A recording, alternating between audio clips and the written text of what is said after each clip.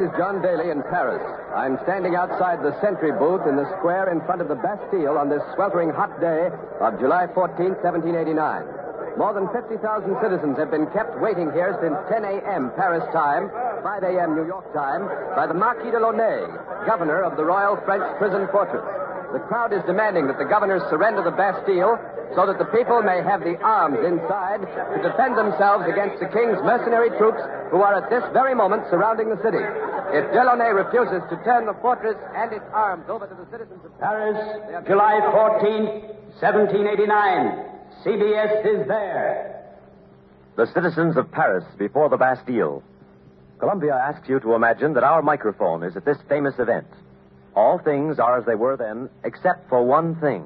CBS is there. This broadcast, the second in a special summer series produced and directed for Columbia by Robert Louis Cheon, is based on authentic historical fact and quotation. And now, Paris, July 14th, 1789, and John Daly. It's off the minute. The people of Paris are angry and restless. After years of indignities, hardships, and a struggle for a voice in their own government, King Louis XVI called a National Assembly at Versailles to write a new constitution. The hopes of the people for recognition of their rights were raised high, only to be rudely shattered a few days ago when the king suddenly, without warning, threw 30,000 troops around Paris, mostly foreign mercenaries, and threatened to suspend the National Assembly by force. The people are boiling with anger at this betrayal of their hopes, and they are also desperately afraid that the king's troops may invade the city, or at the very least attempt to force them into submission by starvation.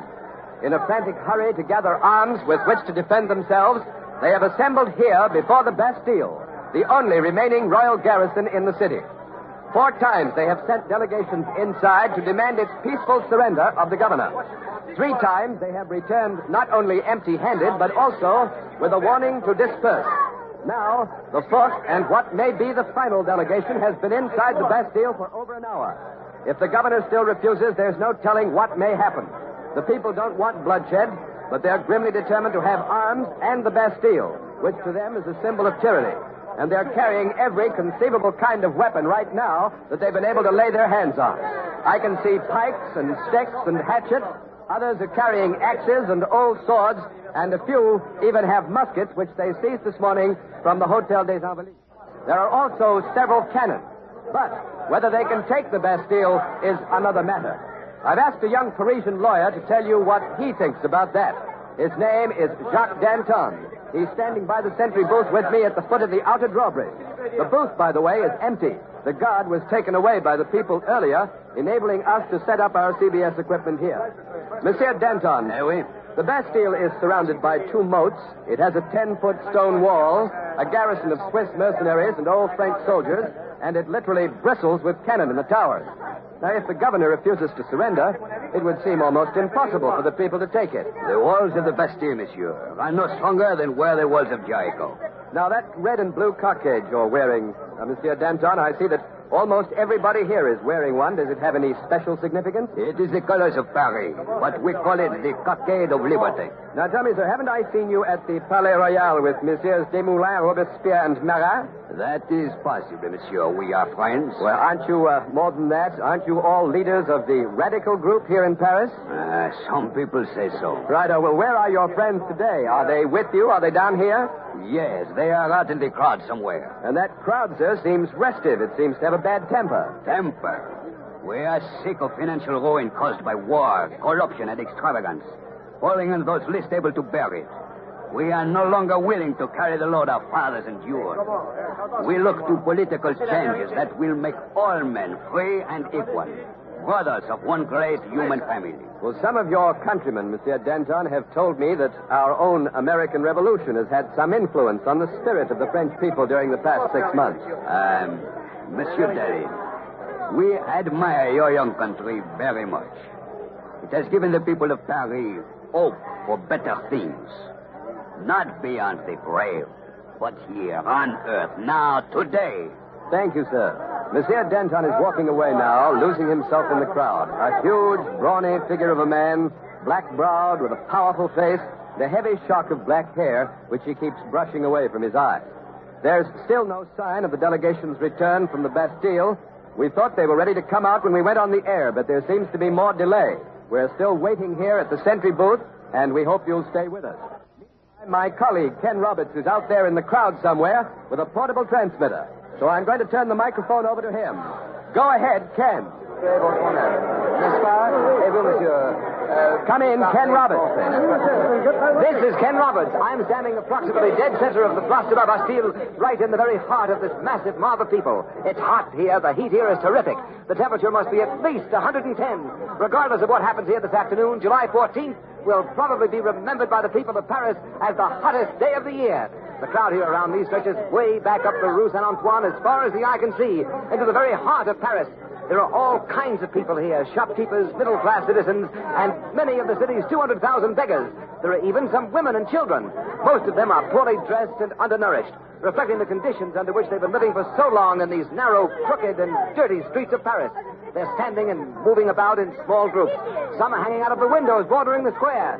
I've been looking around here trying to find some people who can speak English, but I haven't had much luck except for one man. We'll get to him in just a moment. But first here's a typical young Parisian housewife, and I'm going Madame Dupré, monsieur. Oui, madame, s'il vous plaît. She is slender, dark complexion, hair disheveled, wearing a faded gingham dress. I'm going to ask her what she intends to do with that axe in her hand. Oh, demandez tout. Madame Dupré, qu'allez-vous faire avec cette hache? Détruire la Bastille, monsieur. Tout le monde a la de la Bastille. Nous en avons assez. À bas la famine. Smash the Bastille, she says. Everybody's smashing the Bastille. We're tired of starving. We've had enough. Mettre le feu aux quatre coins du château de Versailles. Madame Dupré wants to wipe out the aristocrats, to burn down the palace at Versailles. And she looks as if she means it, gripping that axe in one hand and her little boy in the other. Here's her little boy now. Comment te vas-tu, petit? Philippe. Philippe. And quel âge as-tu, Philippe? J'ai 8 ans, monsieur. Philippe says he's 8 years old. Philippe, qu'est-ce que tu fais ici aujourd'hui? Je vais prendre la Bastille. Vive la liberté! Philippe says he's going to take the Bastille. And now for the man I told you about before, the one who speaks English. His name is Monsieur Latude. Monsieur Latude, it's rather unusual for anyone in Paris today to speak English. Have you lived in England? Is that where you learned it? No, monsieur. I learned English in the Bastille. In the Bastille? Oui, I was a prisoner there for 35 years. 35 years in prison? You are astonished, monsieur. Well, yes, you didn't tell me, Monsieur Latude. I had no idea. May I ask, how did it happen? Why were you in there? I was charged with insulting Madame de Pompadour. She was the favorite of King Louis XV. Well, did you insult her? No, it was not true, but what can one do against the king's lettre de cachet? Lettre de cachet? Isn't that the paper the king signs committing a person to the Bastille without trial, evidence, or judge? Oui, monsieur, that is a lettre de cachet. The king signs it in blank, and he leaves the name of the victim to be filled in. And then he gives these blanks to his friends to use as they see fit. Is that it? That is it, monsieur. Put yourself in that place. If anyone tries to make love to your wife or annoys you by loud talk at a dinner party, all you have to do is just write in the offensive person's name, hand it to the authorities, and voila, that is the last you hear of him. Well, is that all you did, Monsieur Latude? Is that why you spent 35 years in the Bastille? For nothing? For nothing, monsieur. Well, Monsieur Latude, what is it like inside the Bastille? How do they treat you in there? That is a long story, monsieur. But I will tell you one thing. Once they put me into a dungeon. The cell was covered with a foot of water. I was chained to the wall, and they kept me there for 40 months. Oui, the Bastille is a foreign vision. It should be destroyed. À bas la Bastille! I understand how you feel, Monsieur Latude. Now tell me, please, who was it who taught you English in the Bastille? It was another prisoner, Major the White from Ireland. He is still in there. You see, I escaped. You escaped? Well, tell us about it, Monsieur Latude. I never heard of anybody escaping from the Bastille. Well, monsieur, Just a moment. Excuse me, please, Monsieur Latude. I can see a signal from the battlement. A man is up there waving to the crowd. Something is evidently going on. Perhaps the delegation is coming down. I'm too far away, so I'm going to switch you back to John Daly at the outer drawbridge. This is John Daly. The signal from the tower is coming from Monsieur Rosier, the leader of the people's delegation. He's waving his hat. He's holding up his hand for attention. The crowd is quieting down a bit now. Apparently, he's about to say something. I'd like you to hear it if it's possible, so I'm going to lift our CBS microphone high in the air. Mes amis, action! Nous sortirons tout de suite! Tout de suite! He says the delegation will be please. This is it. The delegation will be out immediately. The crowd is very... like the governor has finally come to terms. The people will have the Bastille and the arms to defend themselves against surrounding Paris. Monsieur Rosier has disappeared from the tower. The people's delegation is on the way down now, and I'll have the details of this surrender for you in just a few minutes. A feeling of enormous relief seems to have swept the square. I don't think anyone here really, in his heart, thought he could take this fortress by storm. And if you were here with me, you could see what I mean. The 8 circular towers of the Bastille, each 70 feet high, bristle with cannon. The entrance is defended by 2 yawning moats, 25 feet wide and 25 feet deep. And even if the people could drag down the drawbridges and hurdle these moats, they would run into the murderous fire of the guns manned by the French and the Swiss garrison. But there's no chance of anything like that happening now. This powerful fortress, which has played host to nearly every famous man in France at one time or another, played host to the man of the Iron Mask, to Marshal Richelieu, to Cardinal de Rohan, to Voltaire, Rousseau, Montesquieu, is about to fall into the hands of the French people for the first time since it was built in the 13th century.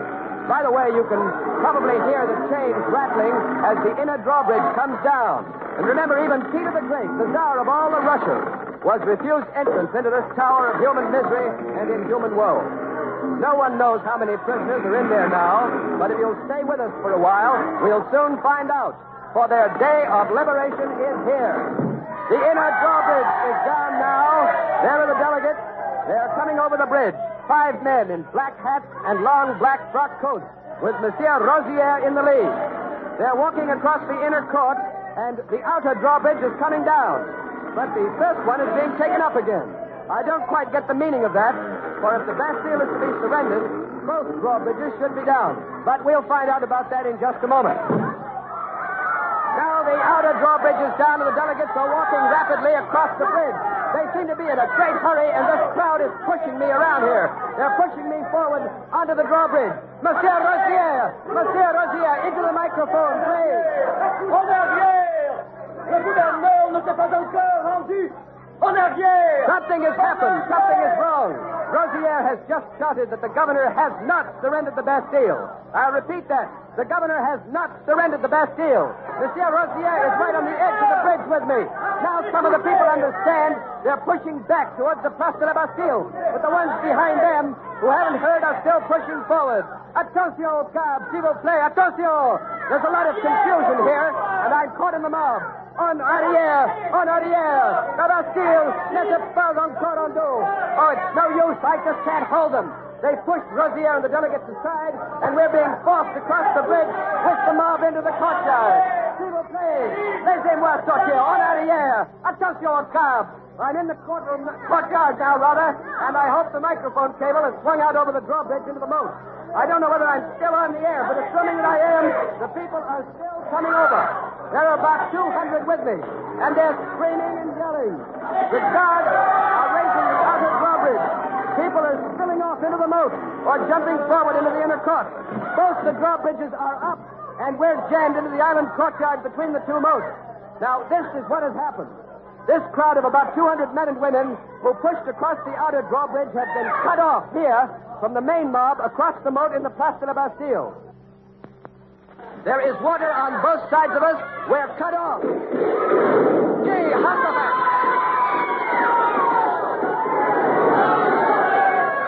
The governor has turned the guns of the Bastille on the people here in the court.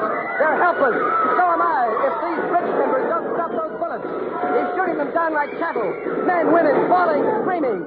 This is horrible. The mob in the square outside can't do a thing. They can't get to us. They've opened fire on the Bastille, though, but their fire is useless. The bullets are smacking into these bridge timbers like so much hail.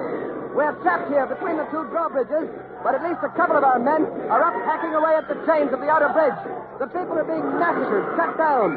They're all on the ground, turning and twisting in agony. They're killing them, all of them, every one of them. There's hardly a person standing up. This is unbelievable. I can't believe it. It's ruthless, inhuman. Our only hope now is to get the outer drawbridge down and get some help from outside. 2 of our men have gotten up on that drawbridge, as I told you, and they're hacking away at those chains. You can hear it probably. They cut it through. There it goes. outer drawbridge is down. The outer bridge is down. And the mob from the square is coming across to help us. They're pouring in by the hundreds, by the thousands. The Bastille is stormed. The people are storming the Bastille.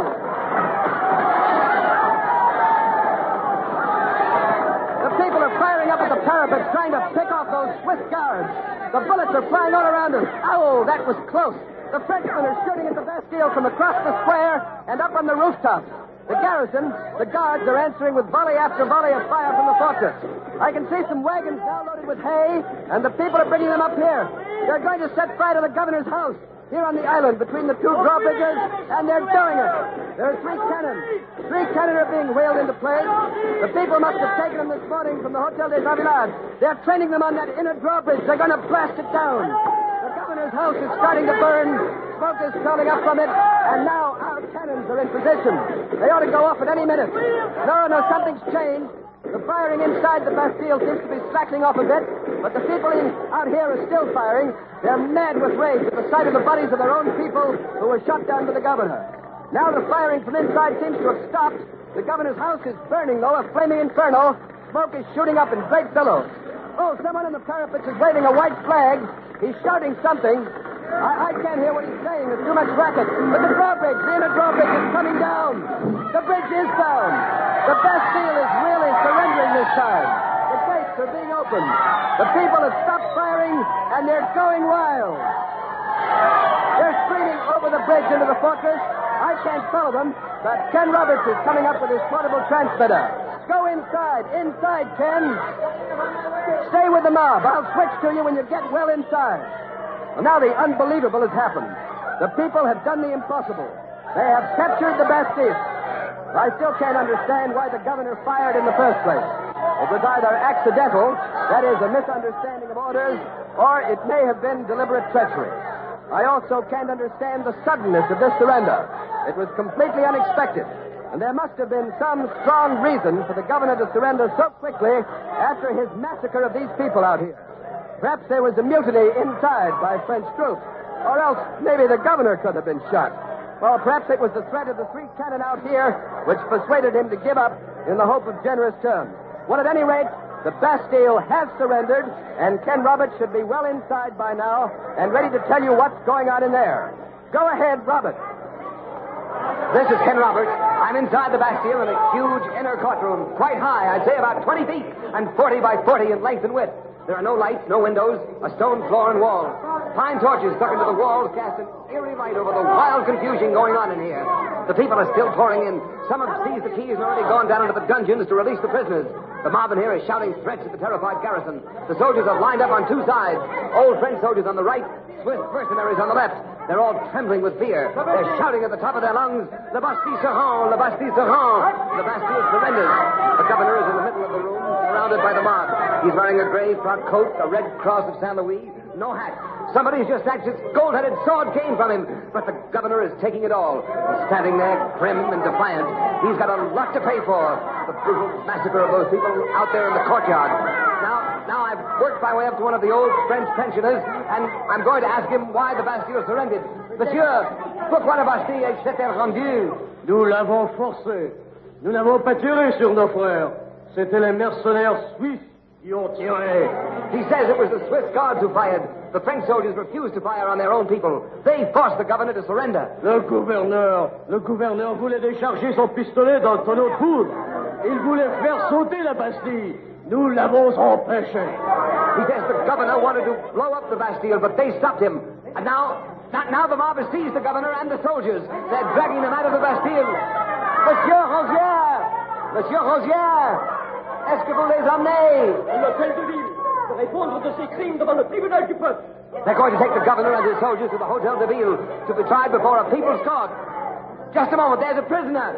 The first one, he must be a prisoner. He's old, very old. His hair is down to his feet, and it's white, completely white. I can see where the chains have been cut from his ankles. He's dragging a chain with him. He's blinking. He's holding his hand above his eyes. I guess he's not used to the torchlight. I'm going to speak to him. Votre nom, monsieur. Votre nom. Monsieur est parvenu. Quel âge avez-vous, monsieur?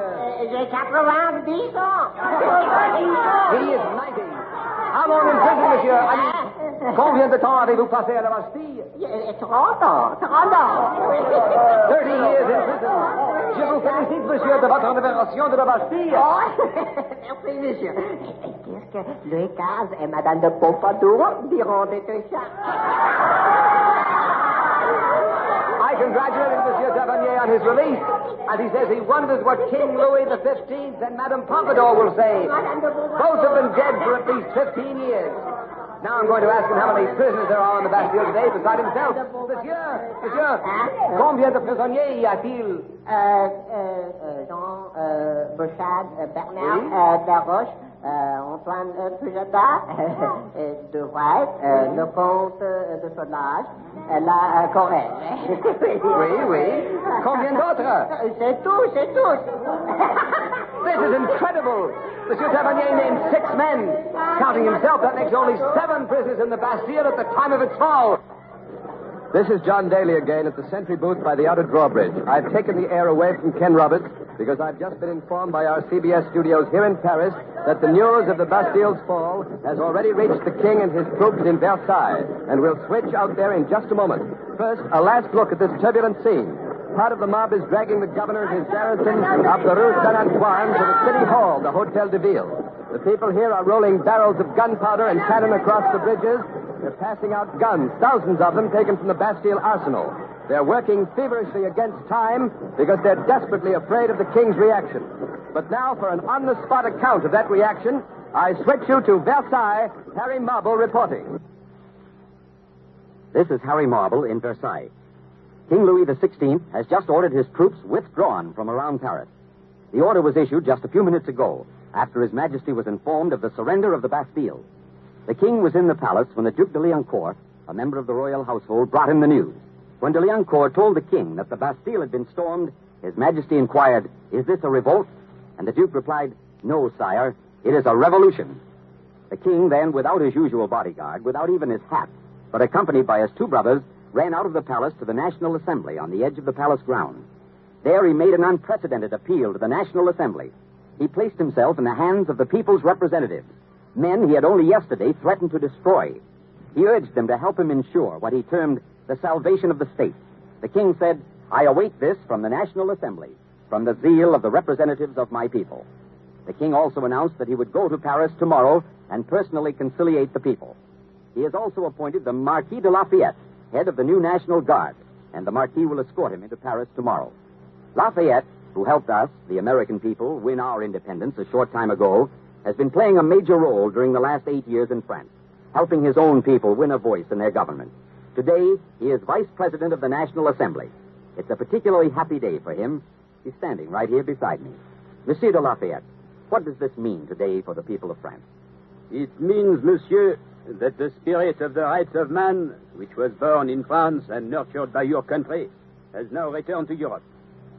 The King's decision to permit the National Assembly to continue with our work of writing a new constitution is the first concession he has ever made to the people. Whatever happens from now on, France, like America, has set its course on the road to democracy. There can be no turning back.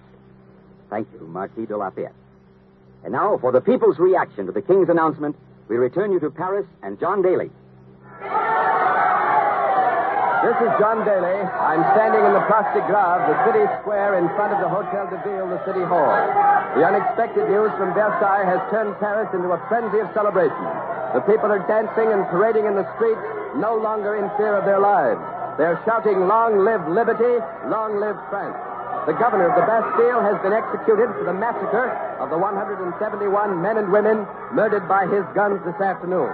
Several of the soldiers have also been executed, and one was thrown into the Seine. The heads of the governor and his soldiers have been placed on pikes and are now being carried around the city. This strikes a rather ghoulish note in the celebration here, perhaps, but if you knew the suffering of these people and what they have endured for the last 50 years at the hands of such despots as the Marquis de Launay, you perhaps would understand, if not condone, their actions. Tyranny always breeds violence, and to the people of Paris, the Bastille, with its drawbridges and dungeons, was a symbol of rotting tyranny. The excesses committed will perhaps soon pass, but the ideals behind them are certain to live on and to grow. in the hearts of the French people here today and in the hearts of their children. Oh, here come the paraders once again, and they're singing. I recognize the tune. It's Ça Ira, an old French dance to which revolutionary words have been set. They're singing about hanging all aristocrats from lanterns. The streets of Paris, you know, are lighted by lanterns swung on ropes stretched across the roadway. But let's listen to the singing.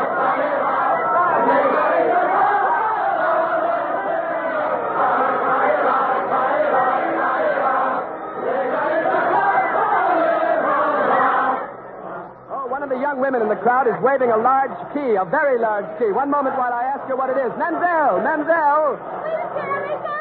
Qu'est-ce que? La clé de la Bastille! Oh, she said it's the key of the Bastille. Demain, je la donnerai au Marquis de Lafayette. And she says she's going to give the key to Lafayette tomorrow when he arrives in Paris. Oui, au Marquis de Lafayette. Il la donnera au général. À quel général? Washington! To Washington, our General Washington and Lafayette's former commander. He's going to give the key of the Bastille to Lafayette so that Lafayette may present it to our own first President of the United States, His Mightiness George Washington. The crowd is still singing. I hope you can hear them. They're singing that song with the passion of the crowd on this 14th day of July, 1789. The day that will undoubtedly go down in history as Paris, July 14th, 1789. The Bastille is stormed, and the French Revolution begins. You have been listening to CBS Is There, the second in a special summer series of broadcasts of famous events. Next week, October 12th, 1492. Columbus discovers America. CBS is there. CBS Is There is produced and directed for Columbia by Robert Louis Cheon, who wrote tonight's broadcast in collaboration with Macaja Wren. This is CBS, the Columbia Broadcasting System.